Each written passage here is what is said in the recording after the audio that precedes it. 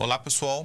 Hoje começamos a nossa segunda semana do curso de Teoria Literária 1 e vamos dar seguimento a algumas questões que nós já apresentamos na aula passada, na semana 1, principalmente sobre o conceito de literatura.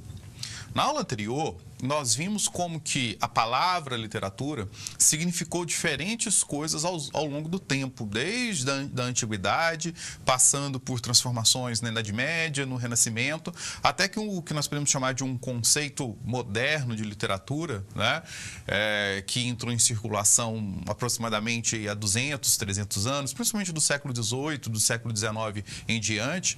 Então, como que este conceito se consolidou, né, definindo mais ou menos literatura como um conjunto específico de textos, né, de natureza artística, de uma dimensão estética, que nós correntemente reconhecemos num poema, num conto, num romance e numa peça de teatro, né? Bem, na aula passada a gente percorreu então uma espécie de um percurso histórico, né, deste termo até chegarmos a essa dimensão moderna do conceito de literatura, tá?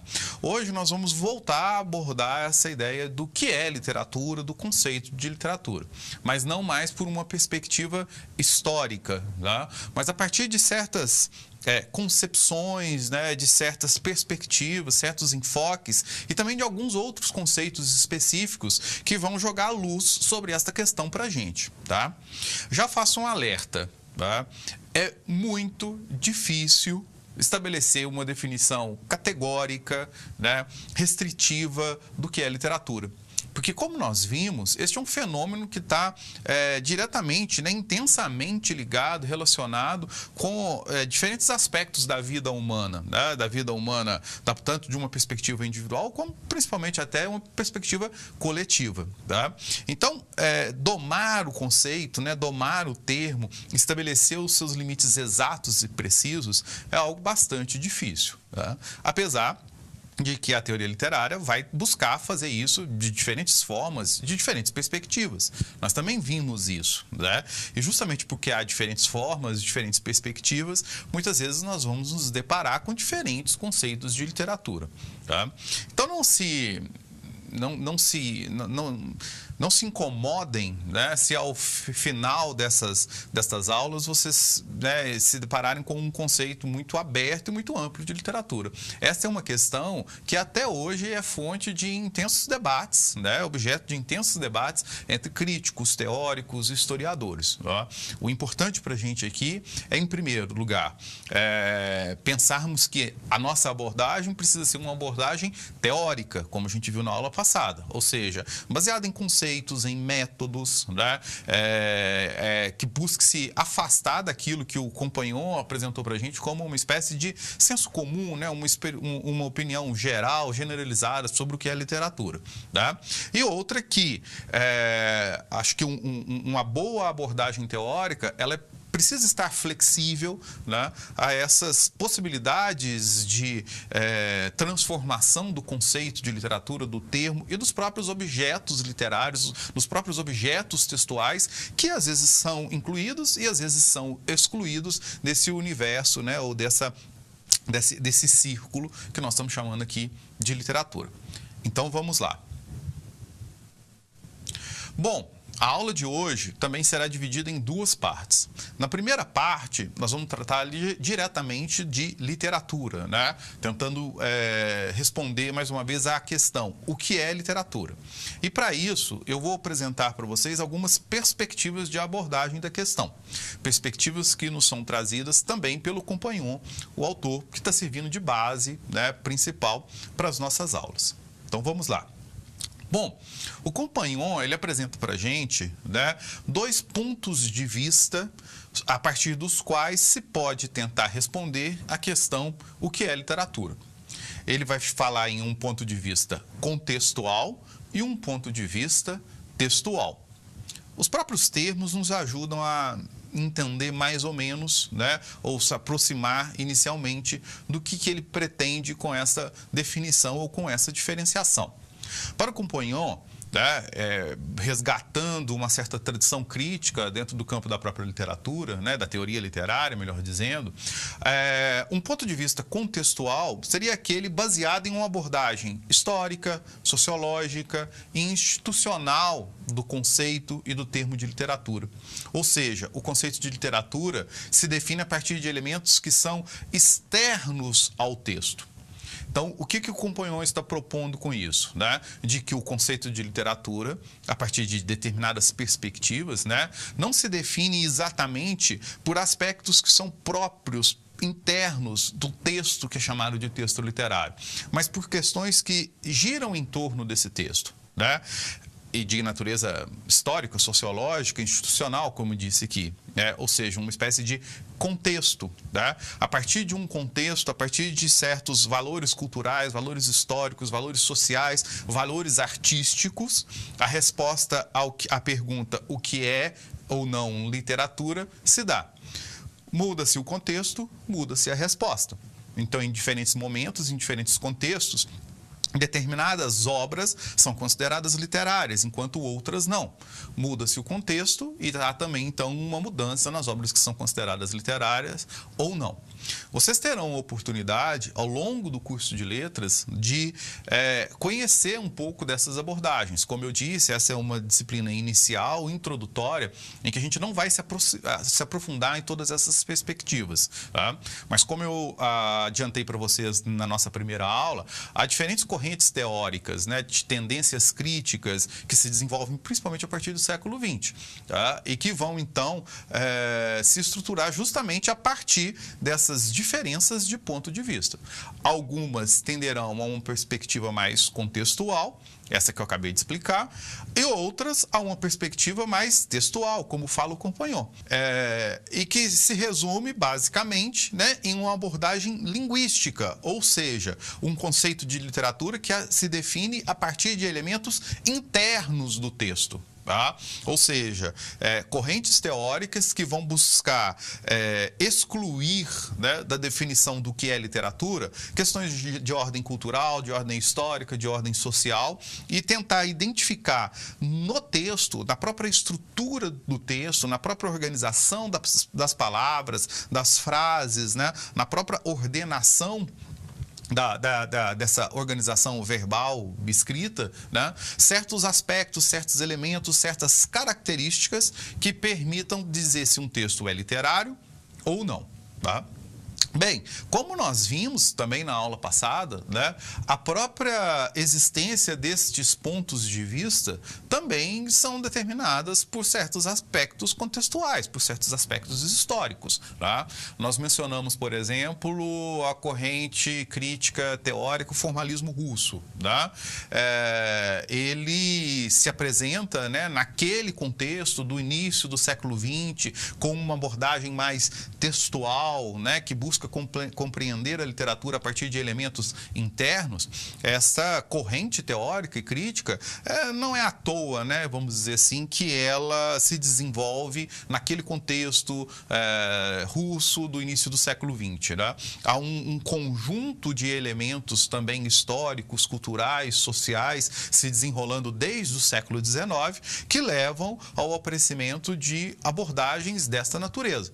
Nós vimos isso quando nós fizemos também uma espécie de um pequeno percurso histórico, né, do conceito de teoria literária. Tá? Então, são pontos de vista válidos, tá? Importantes, presentes nas abordagens críticas de maneira geral, tá? Mas, tá, precisamos reconhecer que um ou o outro simplesmente não esgota este fenômeno tão complexo, tão amplo, chamado de teoria literária. O que não invalida, tá, a concepção ou a adoção de algum deles em determinadas análises, né, no desenvolvimento de determinadas questões relacionadas a algumas obras literárias específicas. Bom, além destes dois pontos de vista, o contextual e o textual, apresentados pelo Compagnon, nós podemos também destacar, e o Compagnon faz isso, outros dois pontos de vista, um ponto de vista constitutivo e um ponto de vista condicional, mencionados pelo próprio Compagnon a partir da obra de um outro crítico, de um outro teórico, que é o Gérard Genette. Bom, e quais seriam então esses dois pontos de vista? O constitutivo seria um ponto de vista que vai definir como literário os textos que obedecem a certas exigências e modelos estabelecidos pela tradição, né, ou por valores instituídos, convencionados, tá? Independentemente se estas obras são obras medíocres ou se são obras excepcionais. Ou seja, essa abordagem constitutiva entende que todo poema é literatura. Independentemente se é um grande poema, tá? Um poema excepcional, uma obra-prima, ou se é um poema medíocre, um poema extremamente simples, né? Inferior, vamos dizer assim, em termos de qualidade estética em relação a outros poemas mais destacados, tá? Então, esse seria um ponto de vista constitutivo. Todo poema é literatura. Todo conto, todo romance, toda peça de teatro é literatura, independentemente da qualidade, né, do destaque, né, se é uma obra exemplar, se é uma obra que serve de referência e de modelo, ou se é uma obra de qualidade inferior, tá? Então, essa seria, na proposta do Genette, trazido para a gente pelo Compagnon, um ponto de vista constitutivo para se responder a essa questão, o que é literatura, tá? O outro ponto de vista, o condicional. E esse ponto de vista, ele estaria baseado nas relações subjetivas, afetivas estabelecidas entre os leitores e os textos, reconhecendo assim como literárias as obras que apresentam certas características estéticas, artísticas ou características literárias, ainda que não previstas como literárias pelos manuais, pelos tratados, pelas convenções vigentes. Ou seja, vamos entender isso daqui. Seria literário, por exemplo, uma carta, desde que esta carta, né, ou um tratado de história, né, ou um texto que a princípio não reconheceríamos como literário, porque não é um poema, não é um conto, não é um romance, né, mas nós reconheceríamos como literário esse texto por conta de uma relação subjetiva entre leitor e texto, tá?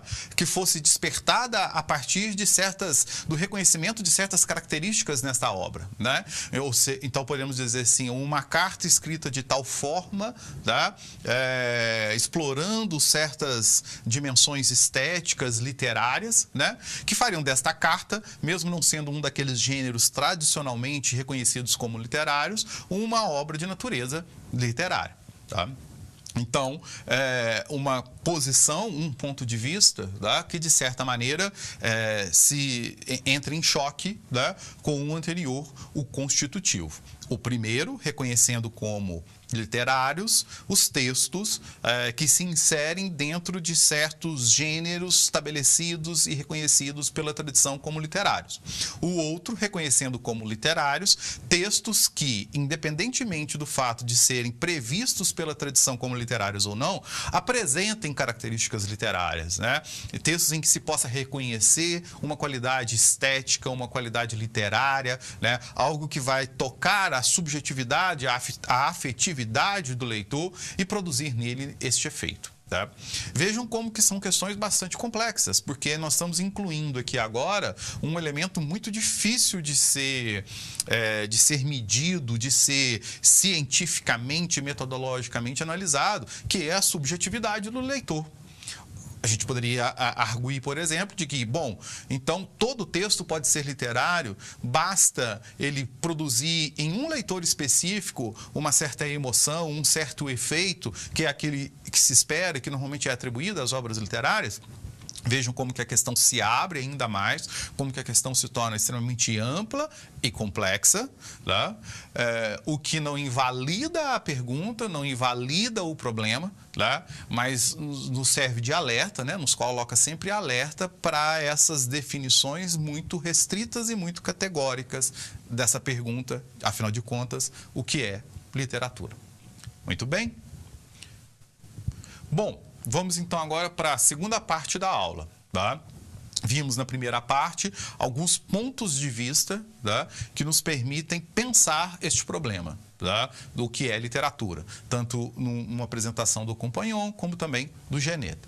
Agora, nessa segunda parte, eu vou apresentar para vocês alguns conceitos muito importantes, tá, dentro deste campo literário, né? E que estão diretamente ligados a esta questão também do que é literatura, porque são conceitos relacionados, né, com diferentes respostas que ao longo da história, né, filósofos, críticos, teóricos ofereceram para essa questão. Conceitos, por exemplo, como cânone, mimesis e literariedade. Então vamos lá. O primeiro desses conceitos que eu vou apresentar para vocês é o conceito de cânone, que significa modelo ou referência. É uma palavra de origem grega, tá? E fazendo aqui um parênteses, né, vocês vão encontrar todas essas informações de maneira mais detalhada, né, nas notas de aula que estão disponíveis aí no espaço virtual, tá? E também nas sugestões de leitura que foram enviadas para vocês, ok? Mas voltando então. Cânone, na verdade, a palavra remete à ideia de modelo ou referência.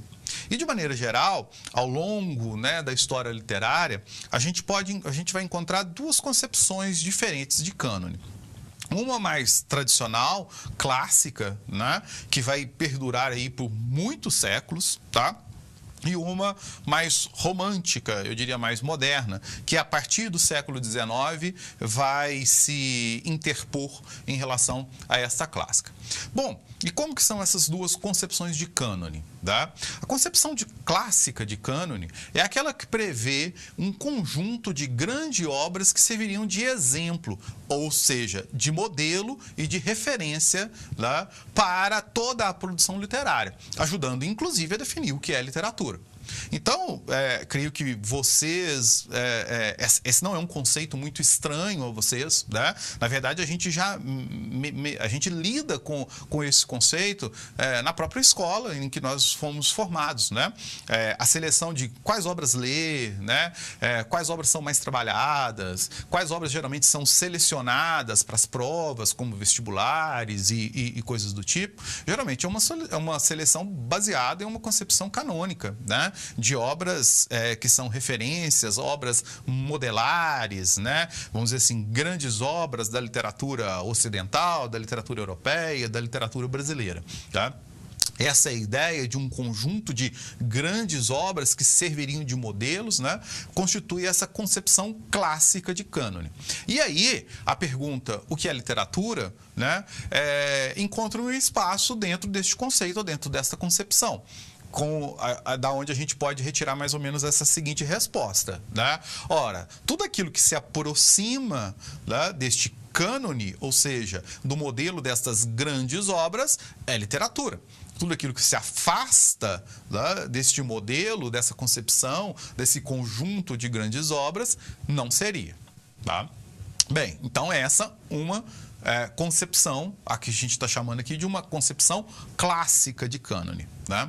Só que essa concepção clássica de cânone, ela também vai ser modificada, tá? Principalmente a partir do século XIX, com o advento do romantismo, né? Uma transformação importante, né, no pensamento, na visão de mundo ocidental, de maneira geral, não só nas artes e na literatura. E essa concepção romântica, né, ela vai estabelecer uma nova perspectiva. Ela vai substituir a ideia de grandes obras por grandes escritores, tá? Que passarão a ser, então, se tornar uma espécie de referência literária. Ou seja, o cânone, o modelo, tá? A referência, né? Os guias, né? Que serviriam de base para as gerações futuras, não seriam mais exatamente as obras, mas os escritores. O que traz uma questão importante, né? Porque a partir dessa concepção, passarão a ser reconhecidas como obras literárias, como obras relevantes, né? Até para se pensar essa ideia de literatura, tudo aquilo que estes grandes escritores escreveram. Então, a gente pode imaginar que, neste aspecto, né, as cartas, né, os diários, né, produzidos por um grande escritor, reconhecido como uma espécie de modelo, uma espécie de referência para o que é literatura e para a produção literária em geral, passariam a incluir, né, passariam a fazer parte deste cânone romântico. Tá? O que coloca em xeque, mais uma vez, né, essa ideia de, afinal de contas, o que é literatura? Literatura é um conjunto específico de textos definidos a partir de um conjunto de normas, de regras, de formatos, ou literatura é algo que não está limitado a certos formatos pré-definidos, e sim a uma certa natureza, né, uma certa natureza artística, estética, né? Uma certa natureza metafísica até, né? Definida a partir do fato de que esses textos foram produzidos por escritores excepcionais, né? Grandes escritores, como estão colocados aqui, como está colocado aqui. Né? Vejam, né, que então, a partir deste conceito de cânone, mais uma vez se torna problemática a definição de o que é literatura. Tá? Simplesmente pelo fato de que textos específicos comparáveis aos modelos representados pelas grandes obras seriam, afinal de contas, literatura, ou tudo que os grandes escritores escreveram é que seria literatura? Tá? Por uma perspectiva de um cânone, de uma concepção clássica de cânone, seriam literários, seria literatura, né? Aquilo que se aproxima dos modelos definidos e dos limites, né, estabelecidos por essas grandes obras, ou tudo pode ser literatura, desde que um texto produzido por um escritor excepcional, né, por um grande escritor, como essa ideia que prevalece a partir do século XIX com o advento do romantismo. Tá? Bem, mais uma vez, eu não vou dar uma resposta categórica para vocês. Tá? Me interessa aqui destacar como que concepções diferentes de cânone, tá? E, consequentemente, de literatura existiram e existem. Tá? E ao longo, tá, das disciplinas, da formação no curso de letras, dos trabalhos de pesquisa que porventura vocês venham a desenvolver, tá? Vocês vão se deparar com essas diferenças, e é importante que vocês conheçam esses conceitos, né? E consigam perceber como que, a partir de diferentes posições teóricas e críticas, um ou outro prevalecem. Ok? Bom, vamos para o conceito seguinte. O próximo conceito que eu quero apresentar para vocês, também um conceito muito importante, com uma longa história dentro da história da literatura, né? Que remete desde as produções de Aristóteles, Platão, os primeiros pensadores gregos, né? É o conceito de mimesis ou mimesis, né? E que quer dizer representação, imitação, ficção. Tá? O conceito de mimesis, ele está atrelado à ideia de que a literatura seria uma representação verbal, não de fatos ou acontecimentos históricos, né, que efetivamente aconteceram, tá, mas de ações e situações que, apesar de terem sido criadas pelo escritor, poderiam ter acontecido. Ou, para usar aí um outro termo também, né, que vinga desde lá da poética de Aristóteles, ações verossímeis. Tá?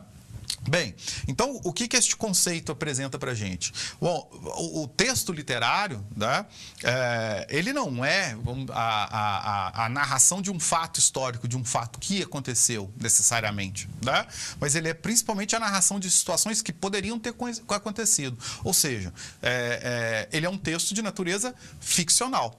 Nós estamos absolutamente acostumados a lidar com esse tipo de discurso, né? Com textos verbais ou não verbais dessa natureza. Sejam nos romances que nós lemos, nos contos que nós lemos, novelas, filmes, né? Frequentemente nós nos deparamos com esse tipo de construção verbal. Tá? Então, é um conceito, tá, de longa vigência dentro da história da literatura, né, e que estabelece, então, esse recorte. A literatura, não como a narração, né, a apresentação de um fato histórico, de um acontecimento histórico, mas de ações que poderiam ter acontecido. Ações que são imaginadas, criadas, né, na cabeça do escritor. E, por isso, são ficcionais, né? O que não quer dizer que elas sejam mentirosas, não é esse aqui o ponto, tá? Mas é algo ficcional e algo imaginado. Esse conceito, tá, de mimesis atrelado a essa concepção de o que é literatura, ele vai perdurar por muito tempo, tá? E quando a gente recorre lá à poética do Aristóteles, né, ele está firmemente ligado a essa ideia de literatura, tá? O que não deixa de ser problemática, né? Porque nós poderíamos fazer a seguinte questão: só é literatura a representação de ações humanas? E a expressão de sentimentos não seria literatura? Essa é uma questão que é bastante relevante, porque na sua origem grega, né, aristotélica, o termo mimesis parece não estar relacionado justamente com essa expressão de sentimentos, tá?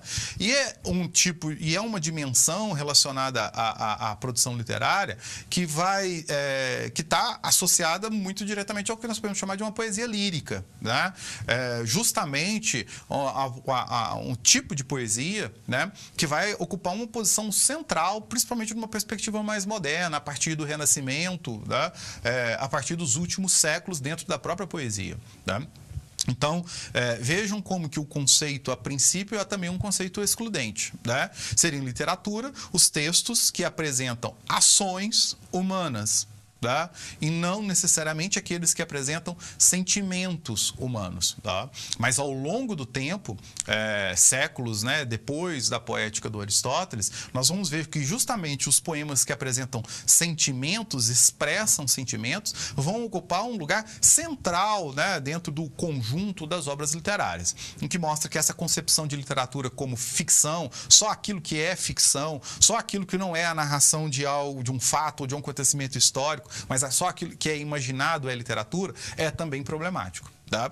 E isso vai ter desdobramentos, inclusive contemporaneamente, tá? Nós temos hoje em dia, por exemplo, lá, muitas obras literárias que se baseiam concretamente em fatos históricos, tá? Para jogar ali com um pouco de ficcional, um pouco de histórico, né? Trazendo elementos, complementando o fato histórico com elementos criados pelo próprio escritor, que essas fronteiras muito duras, muito rígidas, né, nem sempre conseguem dar conta desse fenômeno complexo, heterogêneo, mutável, chamado literatura. Bem, por fim, vamos para o terceiro dos conceitos que eu gostaria de apresentar para vocês aqui hoje, que é o conceito de literariedade. O conceito de literariedade é um conceito que vai surgir também praticamente junto com a teoria literária, né, no contexto dos formalistas russos, né, que nós falamos um pouco a respeito na aula passada, né? E é um conceito formulado pelo teórico Roman Jakobson, tá? E que propõe, com ele, alcançar qual seria uma espécie de propriedade específica da linguagem literária que a singularizaria e afastaria da linguagem cotidiana. Ou seja, né, todos nós facilmente conseguimos diferenciar, por exemplo, um poema de um anúncio no jornal, tá? Ou um poema de uma notícia num jornal ou numa revista. É muito clara, né? Imagino que a grande maioria de vocês consigam fazer isso imediatamente. Uma criança, né, reconhece essa diferença nos seus livros escolares, por exemplo, né? Ora, se essa diferença tão clara existe, né, o que é que faz essa diferença? Qual é o ingrediente que estabelece essa diferença? E esse ingrediente vai ser buscado justamente pelos formalistas russos, né, exemplificados aqui no Jakobson, né, através da busca deste conceito de literariedade, né, desta propriedade específica da linguagem literária, né, aquilo que faria dessa linguagem literária uma linguagem estranha, uma linguagem diferente, né, que imediatamente estabeleceria um distanciamento, podemos dizer assim, da linguagem cotidiana, a linguagem que eu estou usando aqui agora para conversar com vocês, a linguagem que vocês utilizam no dia a dia para conversar com os outros, mesmo para escrever um bilhete, uma carta, um e-mail, uma mensagem, seja lá como for, né? Bem, este conceito de literariedade, ele se desenvolve a partir de outros conceitos, outros desdobramentos, outros aspectos investigados na linguagem pelo próprio Jacobson, né?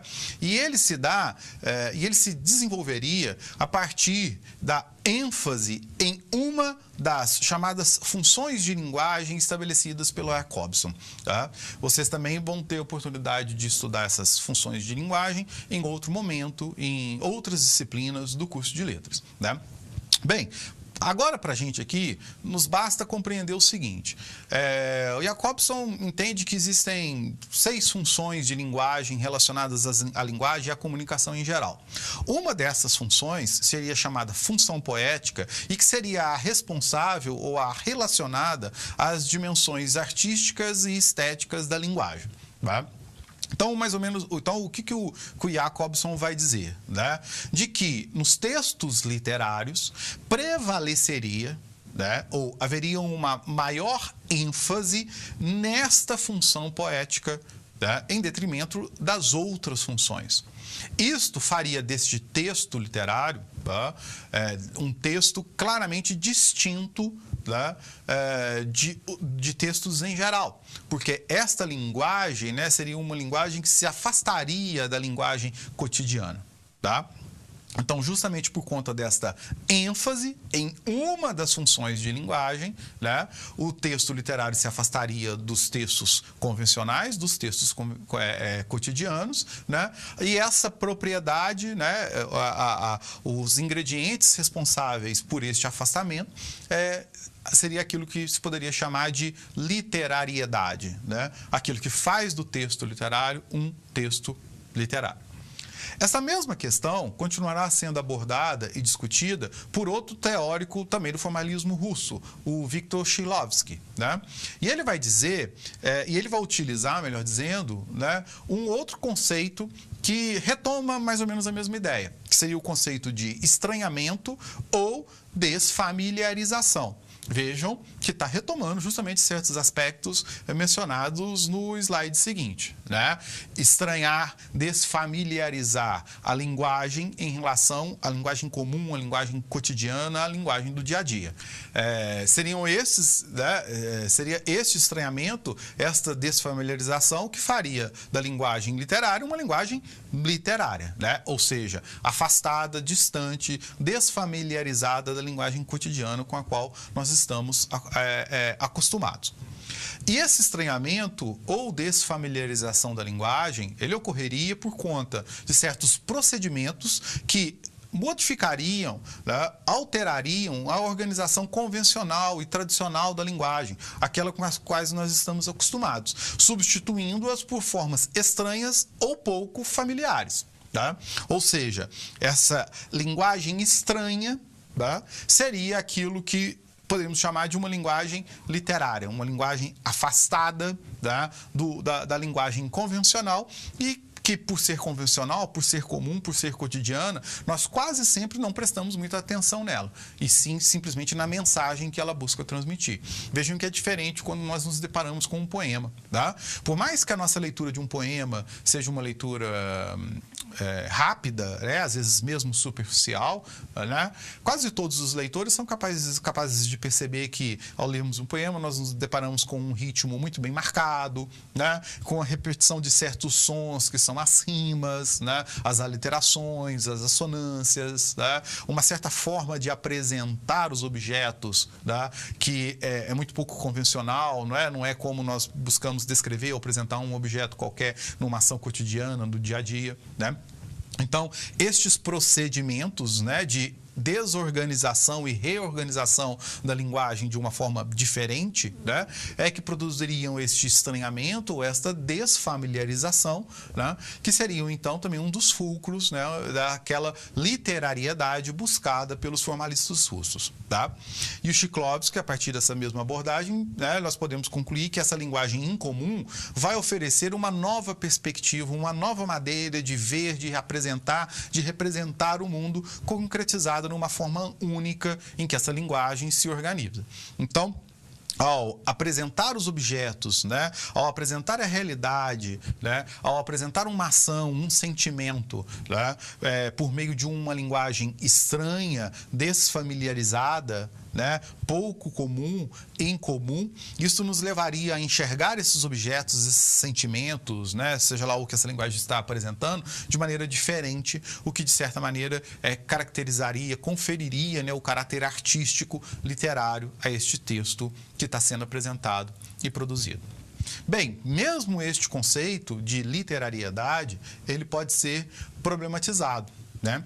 Afinal de contas, como o próprio Jacobson vai dizer, a função poética ela não é um elemento exclusivo da linguagem literária, mas ela é apenas predominante nela. Tá?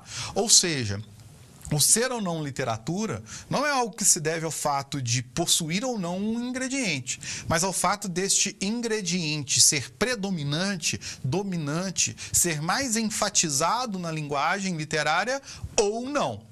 Logo, né, mais uma vez, nós nos deparamos com uma definição, né, difícil de ser estabelecida de maneira muito categórica, né? Porque qual seria a medida que transformaria um texto literário em um texto não literário ou vice-versa? Né? Principalmente se nós observarmos que nem toda linguagem literária é estranha ou desfamiliarizada, por exemplo. Né? O Compagnon mesmo vai mencionar o Albert Camus, o Ernest Hemingway, né? O escritor argelino, escritor americano, né? Como autores cujo texto, né, não se distancia tanto do que nós podemos chamar assim de uma linguagem cotidiana, de uma linguagem convencional. E, no entanto, ninguém ousaria dizer que a obra desses dois escritores, por exemplo, são obras literárias. Tá? Por outro lado, recursos de desfamiliarização da linguagem, o uso de metáforas, de assonâncias, né? O aproveitamento dos aspectos rítmicos, sonoros da linguagem, o uso de figuras de linguagem, de imagens, né? Ele não é exclusivo de textos literários. Textos não literários também utilizam esses recursos. A publicidade, a propaganda, por exemplo, né? Frequentemente vai utilizar metáforas, vai explorar aspectos visuais e sonoros do texto, né? Tendo inclusive contribuído para o certo desenvolvimento da poesia ao longo do século XX. Né?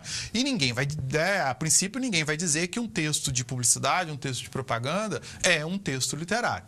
Então vejam que mesmo esta concepção, mesmo essa perspectiva, apesar de ser pertinente, e ela é bastante pertinente, joga muitas luzes para uma compreensão ampla e profunda do fenômeno, né, que nós estamos chamando do fenômeno literário, das obras literárias, ela também tem limites. Né? Adotá-la de maneira muito rígida, muito categórica, né, pode trazer certas dificuldades, porque nem todas as obras obras definitivamente literárias, né, ou não literárias, né, vão se enquadrar exatamente dentro deste recorte proposto por um conceito como esse de literariedade. Tá? Assim, para encerrar, nós voltamos mais uma vez à questão que acho que encerramos a nossa aula anterior, né, a partir de uma fala do Compagnon, né, de uma afirmação do Compagnon, melhor dizendo, de que literatura é literatura. Né? E o que quer dizer isso? Que o uso que se faz dos textos vai determinar se as obras são literárias ou não. A partir de vários contextos, como os que foram apresentados aqui, vários pontos de vista, várias concepções, né? Nós vamos perceber que aspectos históricos, que aspectos culturais, sociais, acadêmicos, teóricos, né? Vão ser fundamentais para a definição do que é e o que não é literatura. parafraseando o Companhão, ele vai dizer que será literatura tudo aquilo que for chamado de literatura, né? E que, de certa maneira, houver uma convenção, né, dentro de um certo contexto de que aquilo é literatura, né? E isso se aplica também à própria teoria literária. A teoria literária, né, as correntes teóricas também vão estar determinadas por estes contextos, né? Transformações sociais, transformações culturais, transformações de visão de mundo vão favorecer o surgimento de novas abordagens, de novas teorias, tá? Assim, mais uma vez, reforço, né, essa ideia de que precisamos conhecer essas perspectivas, precisamos conhecer essas abordagens, né? O conjunto delas nos dá uma compreensão muito mais profunda, né? Ao mesmo tempo ampla da literatura, da teoria literária, né? Deste universo como um todo, né? Mas chamando a atenção que é preciso ter cuidado, né? Que se agarrar unicamente a uma delas, né, como uma espécie de tábua de salvação, como uma espécie de resposta definitiva e categórica para esse fenômeno tão heterogêneo, tão múltiplo, né, tão mutável, nem sempre é a melhor estratégia, a estratégia mais correta. Bom, terminamos assim a aula de hoje, né? Aqui estão as nossas referências, são as mesmas da aula passada, né? Pretendemos nessas duas aulas, né, apresentar para vocês de maneira bastante ampla, né, sem estabelecer muitas restrições, né, o que é teoria literária, o que é literatura, alguns conceitos-chave para pensar essas duas questões, tá? Espero que a aula tenha sido útil e, mais uma vez, reforço, não deixem de consultar as notas de aula que foram disponibilizadas para vocês, né? E, dentro do possível, buscar essas referências para complementar e aprofundar alguns dos aspectos apresentados. Bons estudos!